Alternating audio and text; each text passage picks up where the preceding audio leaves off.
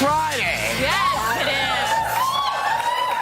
Yeah, and the new guy is suddenly very chatty about sexual misconduct, tweeting the Al Franken picture is really bad. Notice he misspelled Frankenstein. It's Frankenstein. Speaks 1,000 words. Where do his hands go in pictures 2, 3, 4, 5, and 6 while she sleeps? Now, it's, you know, you're probably not the best person to be commenting on this right now, sir. I'm just saying, because, you know, you've not said anything about Mr. Moore. You haven't said anything about your own allegations. Maybe you just want to sit this one out. Yeah. Because now, does he have to address Mr. Moore now? We have to be intellectually honest in who we are talking about at this moment, especially as the President of the United States, especially as Republicans right now. This Roy Moore stuff just seems to be getting worse and worse and worse. We're talking about pedophilia, alleged allegations of pedophilia, which is just as horrific as everything else. And I saw a press conference yesterday when he was walking by, and he's had ample opportunity to talk about Roy Moore, and he's still not doing it. So to come out on Twitter. Why not? Because it's not politically expedient. Because it's partisan, and that's the thing. Everything right now is partisan. But the thing about morality is you can't pick and choose morality. Yep. And I think, you know, for the Democrats that are calling for Roy Moore to step aside, and you have to also, you know, look yourself in the mirror. Republicans are calling for Al Franken to step down. It has to be vice versa, because you can't pick morality. They're not the same thing. They're not the necessarily sexual assault. She claims she was assaulted by him. Well, but so here's the question. She said, this is what happened. Al says, you know what? You're absolutely right. I look at this, I see, it turns my stomach. You're absolutely right. I understand everything, and I apologize, and I welcome anybody to come see me ethically. So now, if she says, listen, do you accept the apology? She said, yes, I do. I think he was being honest, and I'm good with it. So if she's accepted it, why can't we go with her? Because we've gone with her when she said, hey, this is really bad. So he came out and said, hey, you're right, this is really bad. So she has said, I accept this apology. I thought, but so an apology changes everything. I think it's actually dangerous to consider all these cases the same. We've always said that on one side of spectrum is a pretty extreme case of Harvey Weinstein. I also think when you talk about Kevin Spacey or Roy Moore, when you're getting into children, that should not be part. I mean, on that part, we should be all speaking against it. I don't look at it as a Republican or a Democrat. I look at it in that moment as these are kids, consent, or like these are not kids that can give you consent. Like this is awful. Neither Louis C.K. nor Al Franken, Senator Franken, has denied it. They both said that's true, and they apologized. I believe C.K. did also. He did, he felt awful. Whereas Moore and Trump, not only do they deny it, they say that these women are liars. There is a difference in the way these two camps are dealing with it. I think that's an important point to consider. Do you not agree? No, I think that affects, and I think each person, when you're looking at, whereas for me personally, when I look at a Roy Moore being in the Senate with the continued allegations, and enough of it making sense for me because I encourage anyone to read into these things and make their decision, because this isn't a court of law in this instance. This is how much you can sit with for someone in Senate. So to me, whereas I could still be okay with Al Franken, not just because he apologized, but hearing her speak and hearing I'm gauging it by the particulars. There's a lot of Democrats calling for him to step down. Bakari Sellers, Michelle Goldberg. If you can believe it, I don't just watch Fox. There were a lot of Democrats last night on CNN and MSNBC saying this will ultimately be central. But I just think what's interesting about that? That's so cheap. I'm trying to talk about the fact that I'm watching other networks and people in your party are calling for the stepping down of Al Franken because of this investigation being a distraction. Well, what about it? What? No, I was going in a totally different direction. I was just going to say, well, shoot. I was responding to Joy. It's fine. I just don't think that saying Fox is I know. I used to work there. We're talking about the present. This is what's exhausting about this conversation is that I totally agree with you that I think it is absolutely disgusting at this point that we're still having conversations about Roy Moore. We've talked about it on the show. He should step down. There's no way this man ever should have been in a position to become senator to begin with. But right now we're talking about another senator who has allegations. We're also talking about hypocrisy, which is what provoked my outburst. And situational morality, too. That's what we're talking about. Trump's hypocrisy, Fox's hypocrisy, Breitbart, what's his name? Sean, what's his face? Hannity. Hannity. Well, my All only of them. point I was making is it doesn't really matter what What about the affiliation. hypocrisy of Bill Clinton right now? The only thing I was going to say is, for me personally, whether Al Franken was Republican or Democrat, I'm looking at each case, and it's not partisan for me. It's some of these cases I can't sit with, knowing as a voter I would vote for them. And other cases, I'm looking at this specific one, and I do have a different look. I think you can't make them all black and white, because some of these, I agree with you. and no, I'm not talking politicians. I'm really thinking you cannot put all these people in the Harvey Weinstein basket. No, but why bring up Bill Clinton at this point? Well, Because first of all, before people we do like Kristen anything, we're Gillibrand. going, and we'll come right back. All right. Democratic senator. She's making the sexual harassment claims that could shatter Democratic Senator Al Franken's career. I was violated. I just felt like, he betrayed my trust. News anchor Leanne Tweeden is live on The View next. Politics at the Thanksgiving table? That could be a little dicey. But politics at the Hot Topics table? Yeah, No. Now we're cooking. Plus, Kiefer Sutherland and Justin Hartley get their view on. Anna Navarro hits the co-host chair. Garth Brooks performs live. And Rocco DeSpirito's serving up tasty treats. It's Thanksgiving week on The View. Oh yeah, you're going to want to thank us for this. Can Bob Saget break a Guinness World Record live on The View? Find out later.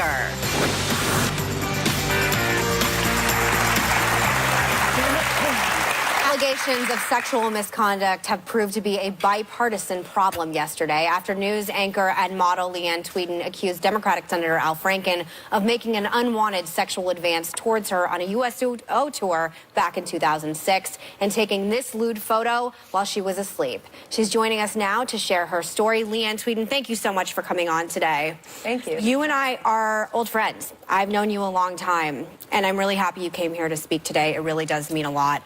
For the people at home who maybe don't know your story, would you mind sharing it? Well, I went on a tour in 2006. It was actually my 9th USO tour, 8 to the Middle East since the attacks on 9/11. And, it means a lot to me. My dad served in Vietnam, and my then boyfriend and still my husband now still serves in the United States Air Force. He's a pilot. And so it's just something close to my heart. It is a really special thing. I never wore the uniform, so it's my way of giving back.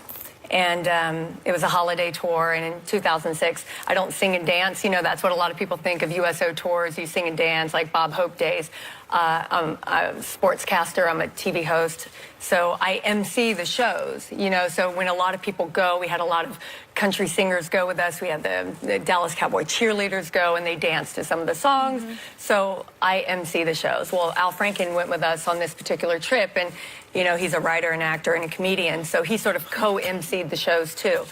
And he had written some scripts for himself, and he brought some props and stuff from the guys at SNL, his old friends, and he would do some skits in between. But when I first met him, I'd never met him before I went on this trip. And he said, hey, I found out who you were, and I've written a script. If you want to, do a script with me, do a little skit at the beginning of the show.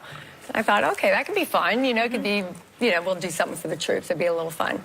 So he wrote the script, and it was very tongue-in-cheek. It was very, it was full of sexual innuendos and all of that. But it was fun because, let's face it, a lot of our military is very young, early 20s, young males. So it was going to be very funny. And I didn't get the script until a couple days before our first show. I was reading through it, and I'm like, okay, it's very tongue-in-cheek. And there's a kissing scene. And I didn't think anything of it, right? I'm like, we're not really going to kiss. It's just a funny thing.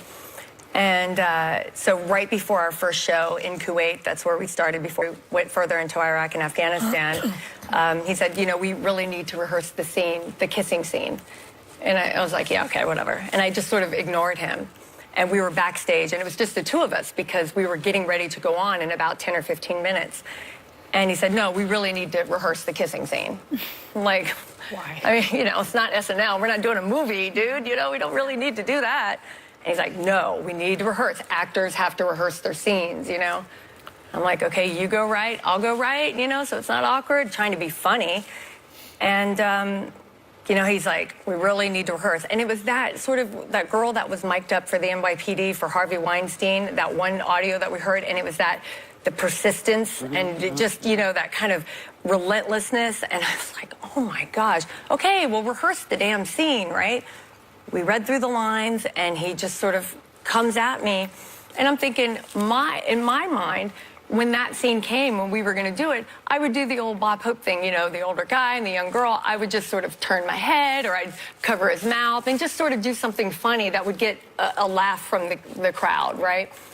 And he just sort of comes at me and he puts his hand behind my head and he comes in, and it happens so fast. You know, he just comes in and he mashes his mouth against my mouth and sticks his tongue in my mouth. And I was so shocked because, of course, I was not expecting that at all, right? I'm thinking that was the last thing I was expecting. And I pushed him away from me, and I'm like, if you ever do that to me again, you know, what are you doing?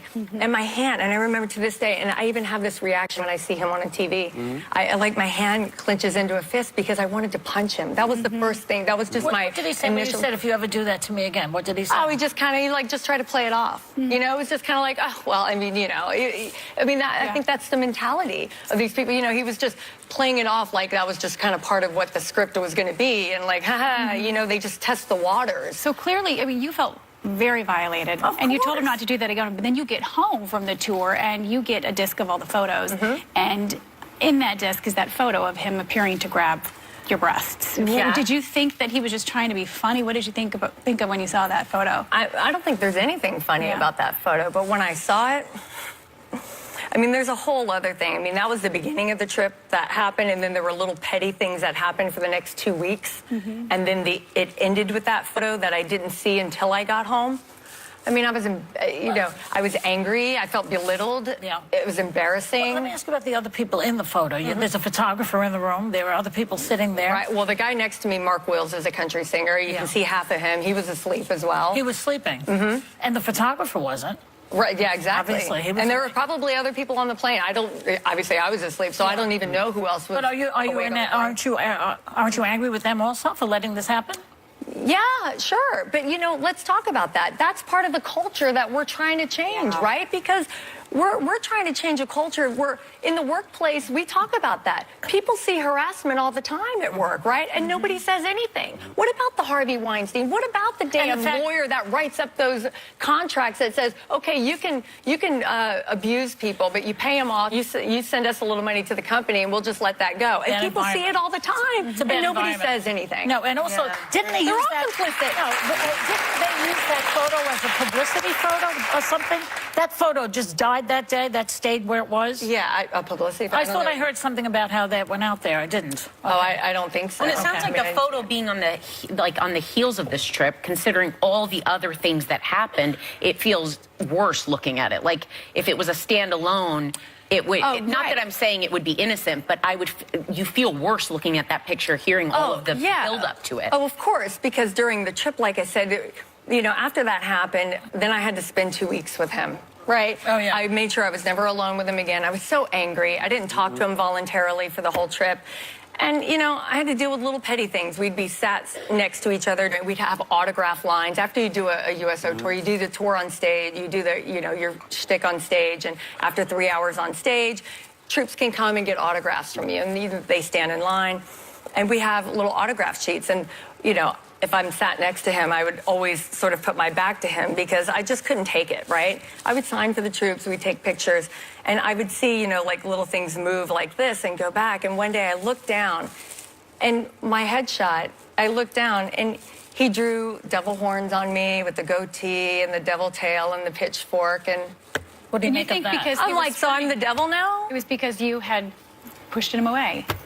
Make of it what you will. What do you he think? says he I mean, doesn't. it's like these little petty things. It's like that passive-aggressive thing that I would deal with. Little comments in the back of the bus that I'd hear, and I'm like, okay. He says he doesn't remember the skit same way you do, but he has apologized. How do you feel about He that? apologized twice. Yeah. Yes, he did have to do it twice. Yeah, the first one I thought was a little, and you know, when I talked about it on my radio show back home on KBC, McIntyre in the Morning, hi guys, you know, they're nice enough to let me come here today.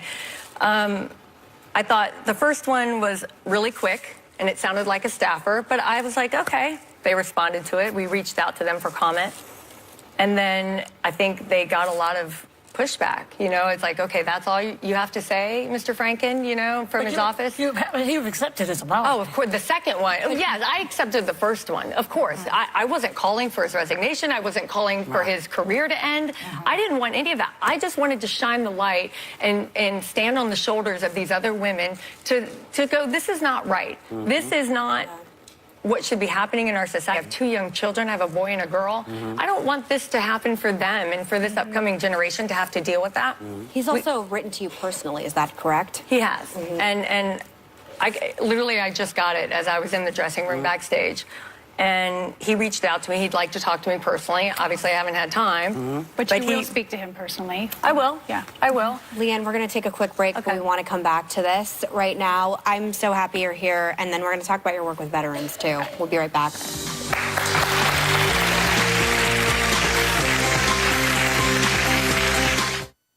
Proper etiquette. The best-selling book, the buzzed-about movie, and now the real-life Wonder Boy. I know everyone looks different, except I look a lot more different than everyone else. One family shares their heart-wrenching journey and a surprise that you'll cheer through tears on a 2020 special event, Wonder Boy, tonight on ABC. But not like assault. Yeah. Right before the break, you said, Leanne, that you just received a handwritten letter from Al Franken. Would you mind reading it with us? Sure. It says, it's on letterhead from Al. It says, Dear Leanne, I want to apologize to you personally. I don't know what was in my head when I took that picture, but that doesn't matter. There's no excuse, and I understand why you could feel violated by that photo. I remember that rehearsal differently, but what's important is that the impact it had on you, and you felt violated by my actions, and for that I apologize. I have tremendous respect for your work for the USO, and I am ashamed that my actions ruined that experience for you. I am so sorry. Sincerely, Al Franken. Good letter. Yeah, it's great. I mean, it's one of the, I remembered what I was going to say. You know, people are calling for his, to step down and to do all these kind of things. And I wonder if you could address, because it was a question I asked the table.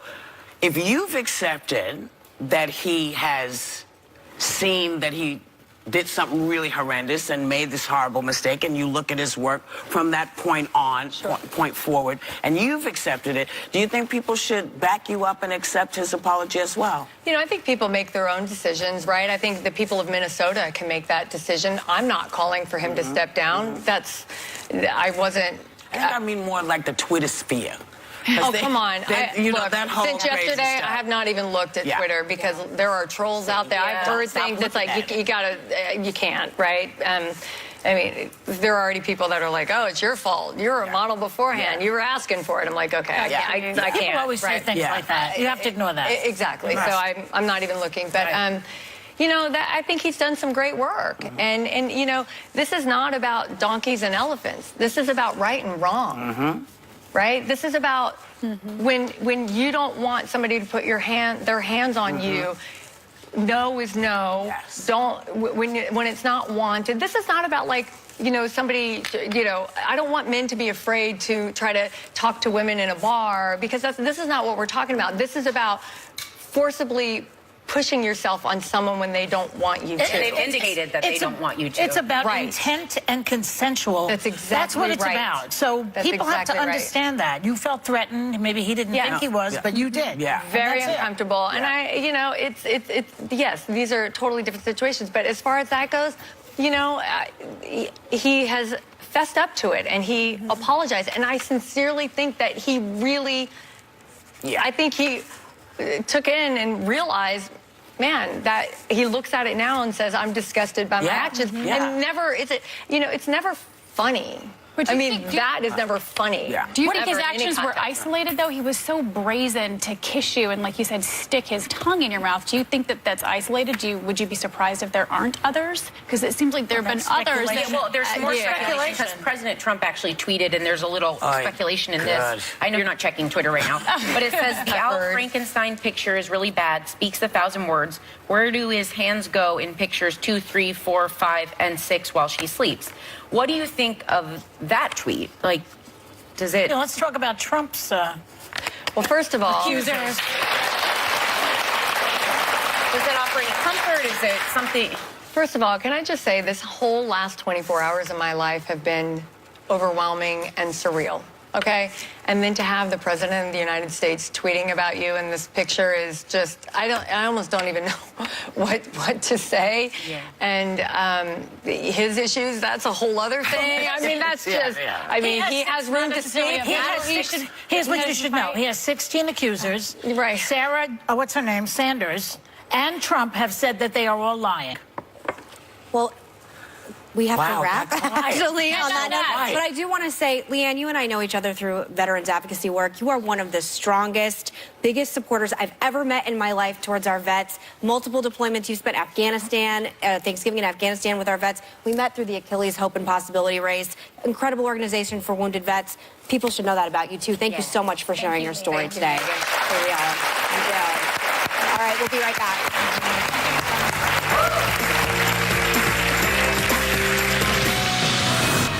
Would winning $5 grand make it an even happier holiday? Find out how to get in on the...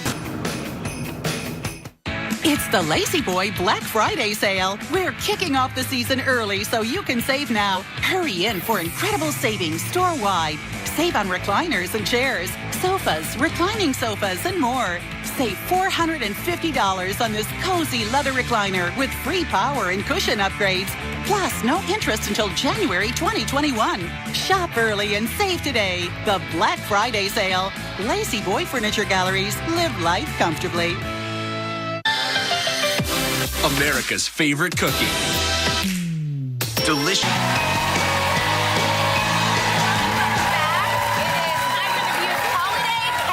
Sweepstakes. Yay! There was supposed to be music. Viewers at home, listen up. We are blowing up someone's holiday budget by giving away $5,000. Yay! By 5 p.m. Eastern Monday to find out how to enter for the chance to win, and tune in on Tuesday to see if you're $5 grand richer. Yay! So, and this weekend, something wonderful is happening. I think it's on HBO. It's called Night of Too Many Stars, America Unites for Autism. It's a special which airs, as I said, live on HBO Saturday, November 18th. Acts include comedy superstars John Oliver, Chris Rock, Stephen Colbert, Billy Crystal, all kinds of folks, Bob Dinette. Just check it out. You'll be the better for it. And I want to say congratulations because Audible turned 20 yesterday. It's kind of wonderful. It's where I get all my audiobooks. And they turned 20 years old, and I got to go, and I was so pleased to be able to spend some time with them. So congrats, you guys. Yeah. So you also may want to think twice about holiday shopping with your children after you see this, because the mom took her child to Sephora, and reportedly the kid went on a hand finger rampage, destroying about $1,300 worth of makeup. And the makeup artist posted a picture of the carnage, advising parents to, quote, shop for your makeup without your tiny children. Now, some people say, oh, that's mom shaming. Or does she have a point? Or should the mom, kind of rein in a little finger? Because little fingers move fast. You know, they're like... You got to use it as a teaching moment, because it's impossible to say you can't go shopping with your kids. You just, I know I'm never going to take my kids to a home decor store after, Landon picked up the vase and I was overlooking at something. He goes, Mommy, look at this vase. And I'm like, put it back down, because if you break, you buy. And I think for this mom, I think they hurried out of the store, but you got to use it as a teaching moment. Why don't they raise the counter a little? Because people, that's too low. Maybe the kids, it's too exciting for the children. But you got to rein your kids in. They see all that stuff, they want to touch it. They do. Say don't touch. Yeah. Well, it's not that easy. Oh, yeah. No,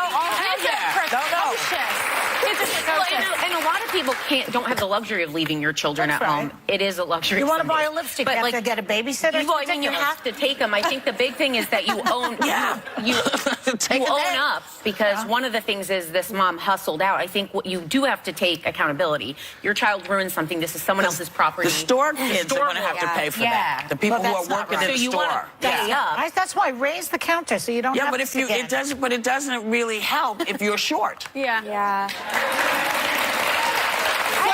How many people are the size of Dr. Ruth? Carly. The producer, Carly, is this Quite big. a few. I will say that there just seemed to be a different perspective on parenting now. My parents, I come from a really hardcore military family. If I had spent $1,300 on a mess in Sephora, my parents would have kicked my rear end, made me pay for it. It would have been, even if I was 4. all hell to pay. So I do think there is... Get out there and build those Get a job. Get a job. You're poor. Every weekend for a shift. There you go. Everybody likes it. I had to build dams growing up in the creek, which is true. But I just think there's this perspective that, oh, they're just kids. They're going to get away with it. No. That's unacceptable. Because, you know, look, my mother could take me anywhere. She said, sit down, and I sat down. Yeah. There didn't have to be a couch there. She said, sit down. I found a place to sit. You got to tell your kids that you can't touch everything. They think it's finger paints. They were like art class. Yeah. Well, $1,300 worth of finger paint. That's the markup. That's the price.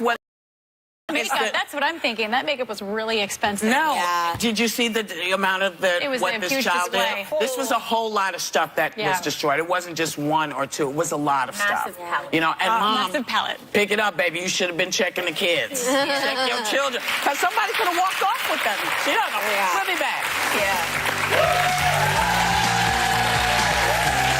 I'm excited to be here. You already know I'm the only TV father left you can trust. You know I got engaged to John Stamos. Man, is he hot. And also, I'm here to break the Guinness Book of World Records with this. That's right, sticky notes. Real cheese people are ham and Swiss people. Some love open-faced, others as big as your face. They're hot and cold, big and bold, thick and ultra-thin. But they would never make a sandwich with pasteurized processed cheese food. It's only required to contain 51% real cheese. Sargento slices are 100% real, natural. Next. Bob Saget is one of the funniest and most versatile performers in all of show business. And I swear he didn't tell me to say that. I swear. He has a stand-up special. It's called 0 to 60, and we love him here. Please welcome the very funny, what's his name again? Bob Saget.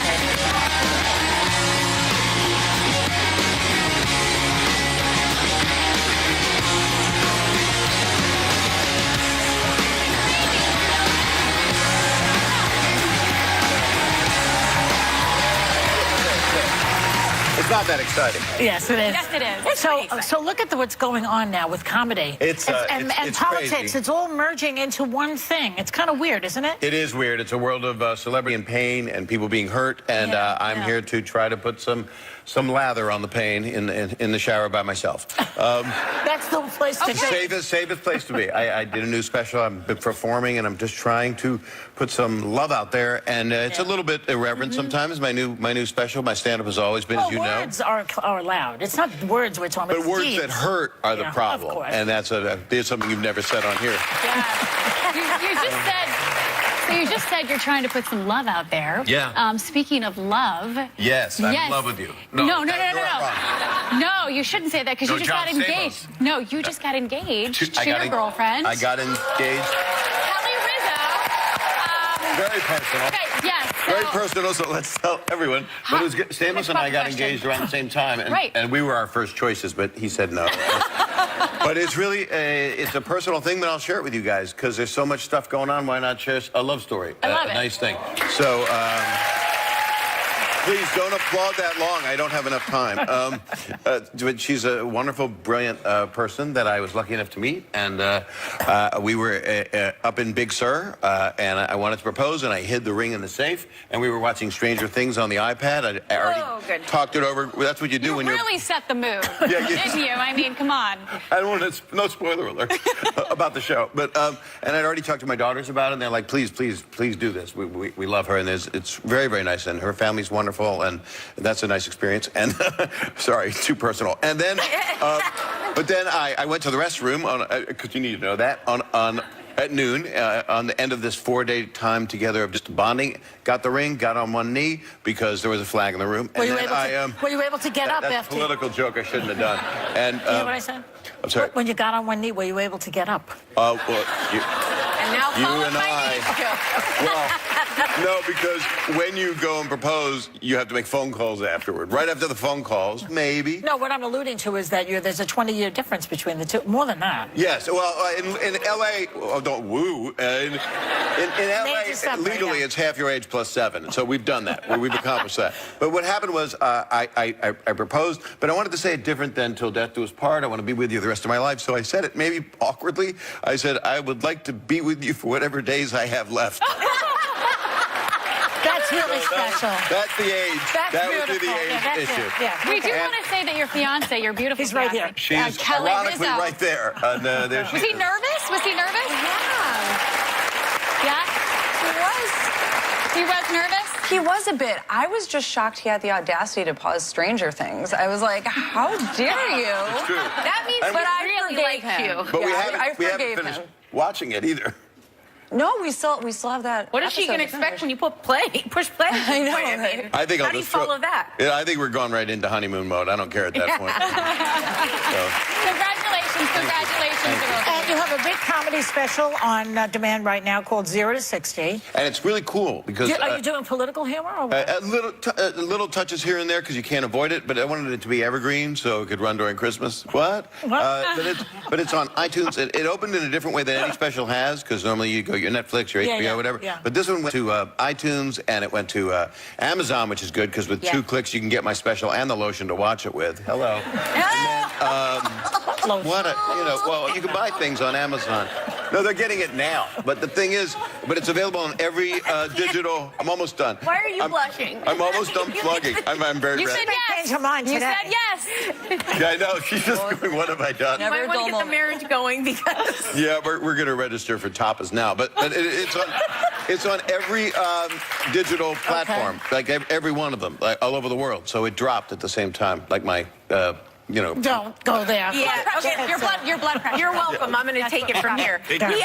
We had so much fun with Jason Ritter when he broke the Guinness World Record for most hugs on our show a couple of weeks ago. Right, it should have been me. I was Danny Tanner. Well, I mean, yeah. But today you're going to attempt to break a Guinness World Record of your own. Tell us which one. Well, it's the most sticky notes you can put to your face. And when I was asked by your producer to do it, I said, heck, yeah, that'll be flattering and wonderful. So, yeah. It's good to see that she's marrying a mature guy. Yeah. Right. I should have notes Maybe on it. they're closer in age than we realized. Okay. She is. She's older than me. We have an official Guinness adjudicator in the audience today, right here. Michael Imprint. Oh my God, what is we have an an adjudicator? adjudicator. Wait, don't cut into the record, guys. Come on. All right, let's do it. Okay. He's going to be doing the official count as Bob attempts the Guinness World Records title for most sticky notes stuck on Careful, the these are face in sticky. 1 minute. Yeah. Oh, I lost sticky notes. Wait, Michael, what are the... Joy, you're hurting Don't my... touch Sorry, the no, props. you don't want those. What are the ground okay. rules? Here's This what is I'm the looking sticky for. Paula. Face only, Bob. No eyes, ears, or hair. Only been your told that face. by many people over the no years. overlap. And 10 seconds. At the end of the minute, they have to stay on the face for 10 seconds. Can he leave his glasses? Oh, I got the mirror. I got everything. Can he glasses put it on. on his Let me glasses? show you how John Stamos No. wakes up in the No. morning. Okay, so... Okay. The The mark glasses- to beat glasses- 60. Okay. 60 in 1 minute. And my special's 0 to 60, so Okay, it's so this is perfect. going to work out nicely. Are you ready, Bob? No. Come on, Bob, you're ready. gotta Do take it. the You can glasses do it. off. Come on. Okay. Okay, here we go. 3, 2, 1, go.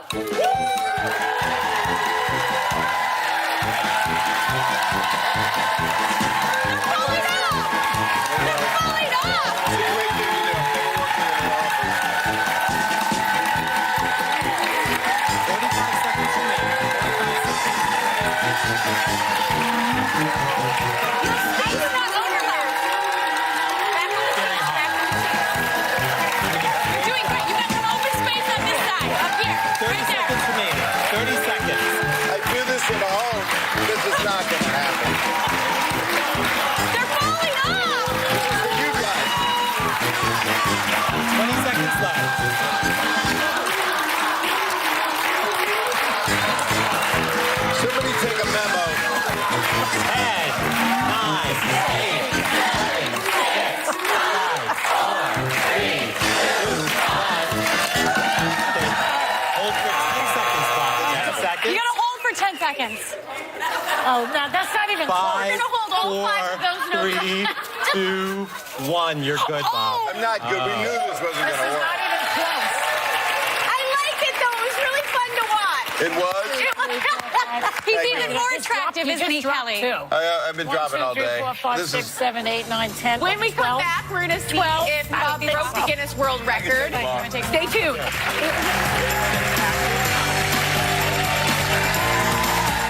Here's this.